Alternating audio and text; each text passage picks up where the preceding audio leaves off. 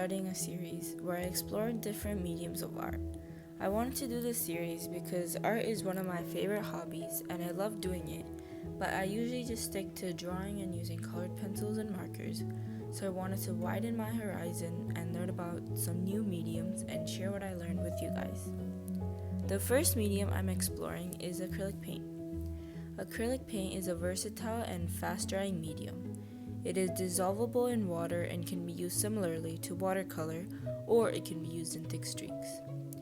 Acrylic paint was made pretty recently in the 1930s for industrial uses by the German chemical company BASF. In 1946, an American artist and paint manufacturer, Sam Golden, and his uncle, artist Leonard Balcour, made an acrylic paint that is plastic-based known as Magna paint that was very bright in color and had a glossy finish. These qualities made acrylic paint popular with many artists.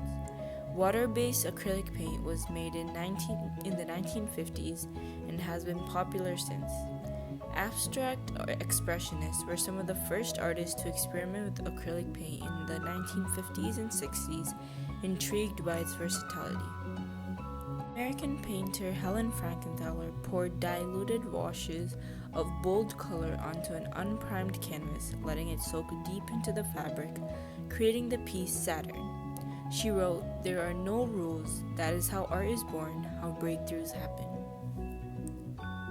One thing that I noticed about acrylic paint is that because it is so opaque, it dirties the water quickly, so you have to get up to replace the water every few minutes, depending on how many times you dip your brush. If you don't change the water, your brush starts absorbing the dirty water and starts affecting your painting. Another thing that I also noticed is that if you don't have the correct color that you want, you can mix some of the other colors to get the correct color, but sometimes it becomes really hard and it's hard to find the color that you need, and you keep on adding colors but it still doesn't work out.